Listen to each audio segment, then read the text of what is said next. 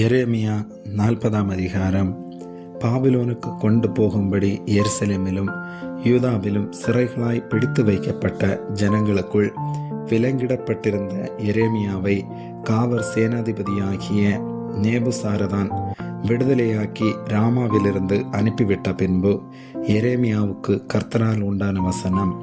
காவற் சேனாதிபதி எரேமியாவை அழைப்பித்து அவனை நோக்கி, உன் தேவனாகிய கர்த்தர் இந்த ஸ்தலத்துக்கு இந்த தீங்கு வரும் என்று சொல்லியிருந்தார். தாம் சொன்னபடியே கர்த்தர் வர பண்ணியும் இருக்கிறார். நீங்கள் கர்த்தருக்கு விரோதமாய் பாவம் செய்து அவருடைய சத்தத்துக்கு செவிகொடாமற் போனீர்கள். ஆகையால் உங்களுக்கு இந்த காரியம் வந்தது. இப்போதும் இதோ உன் கைகளில் இடப்பட்ட விலங்குகளை இன்று நீக்கி போட்டேன். என்னோட கூட பாபிலோனுக்கு வர உனக்கு நன்மையாய் தோன்றினால் வா, நான் உன்னை பத்திரமாய் பார்த்து கொள்வேன். என்னோட கூட பாபிலோனுக்கு வர உனக்கு நன்றாய் தோன்றாவிட்டால் இருக்கட்டும். இதோ தேசமெல்லாம் உனக்கு முன்பாக இருக்கிறது. எவ்விடத்துக்கு போக உனக்கு நன்மையும் செவ்வையுமாய் காண்கிறதோ அவ்விடத்துக்கு போ என்றான். அவன் இன்னும் போகாமல் இருக்கும்போது அவன் இவனை நோக்கி, நீ பாபிலோன் ராஜா யூதா பட்டணங்களின் மேல் அதிகாரியாக வைத்த சாப்பானுடைய குமாரனாகிய அகிகாமின் மகனான கெதலியாவின் இடத்துக்கு திரும்பி போய் அவனோட ஜனங்களுக்குள்ளே தங்கியிரு. இல்லாவிட்டால் எவ்விடத்துக்கு போக உனக்கு செவ்வையாய் தோன்றுகிறதோ அவ்விடத்துக்கு போ என்று சொல்லி காவற் சேனாதிபதி அவனுக்கு வழிச்செலவையும் வெகுமதியையும் கொடுத்து அவனை அனுப்பிவிட்டான். அப்படியே எரேமியா மிஸ்பாவுக்கு அகிகாமின் குமாரனாகிய கெதலியாவினிடத்தில் போய் தேசத்தில் மீதியான ஜனங்களுக்குள் அவனோட தங்கியிருந்தான். பாபிலோன் ராஜா அகிகாமின் குமாரனாகிய கெதலியாவை தேசத்தின் மேல் அதிகாரியாக்கினான் என்றும், பாபிலோனுக்கு சிறைகளாக கொண்டு போகப்பட்டிராத குடிகளில் ஏழைகளான புருஷரையும் ஸ்திரீகளையும் குழந்தைகளையும் அவனுடைய விசாரிப்புக்கு ஒப்புவித்தான் என்றும், வெளியில் இருக்கிற இராணுவ சேர்வைக்காரர் அனைவரும் அவர்களுடைய மனுஷரும் கேட்டபோது அவர்கள் மிஸ்பாவுக்கு கெதலியாவினிடத்தில் வந்தார்கள்.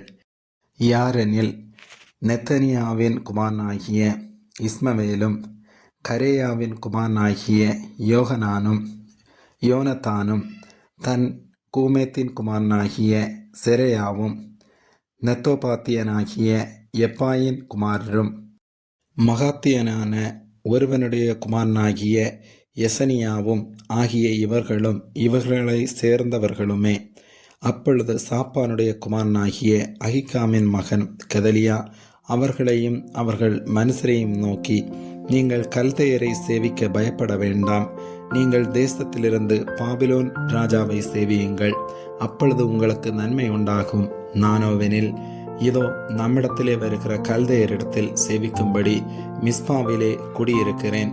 நீங்களோ போய் திராட்சரசத்தையும் பழங்களையும் எண்ணெயும் சேர்த்து உங்கள் பாண்டங்களில் வைத்து உங்கள் வசமாயிருக்கிற ஊர்களில் குடியிருங்கள் என்று ஆணையிட்டு சொன்னான். மோவாவிலும் அம்மோன் புத்திரரிடத்திலும் ஏதோமிலும் சகல தேசங்களிலும் இருக்கிற யூதரும் பாபிலோன் ராஜா யூதாவில் சிலர் மீதியாயிருக்க கட்டளையிட்டான் என்றும், சாப்பானுடைய குமாரனாகிய அகிகாமின் மகனான கெதலியாவை அவர்கள் மேல் அதிகாரியாக்கினான் என்றும் கேட்டபோது, எல்லா யூதரும் தாங்கள் துரத்துண்ட எல்லா இடங்களிலுமிருந்து யூத தேசத்தில் கெதலியாவினிடத்தில் மிஸ்பாவுக்கு வந்து திராட்சரசத்தையும் பழங்களையும் மிகுதியாய் சேர்த்து வைத்தார்கள். அப்பொழுது கரேயாவின் குமாரனாகிய யோகனானும் வெளியிலே இருந்த சகல இராணுவ சேர்வைக்காரரும் மிஸ்பாவுக்கு கெதலியாவினிடத்தில் வந்து, உம்மை கொன்று போடும்படிக்கு அம்மோன் புத்திரன் ராஜாவாகிய பாலிஸ் என்பவன் நெத்தனியாவின் குமாரனாகிய இஸ்மவேலை அனுப்பினான் என்பதை நீர் அறியவில்லையோ என்றார்கள். ஆனாலும் அகிகாமின் குமாரனாகிய கெதலியா அவர்கள் வார்த்தையை நம்பவில்லை. பின்னும் கரேயாவின் குமாரனாகிய யோகனான் மிஸ்பாவிலே கெதலியாவோடே இரகசியமாய் பேசி, நான் போய் ஒருவரும் அறியாமல் நெத்தனியாவின் குமாரனாகிய இஸ்மவேலை வெட்டி போட உத்தரவாக வேண்டும். உம்மிடத்தில் சேர்ந்த யூதர் எல்லாரும் சிதறண்டு போகவும் யூதாவில் மீந்தவர்கள் அழியவும் அவன் உம்மை கொன்று போட வேண்டியதென்ன என்றான்.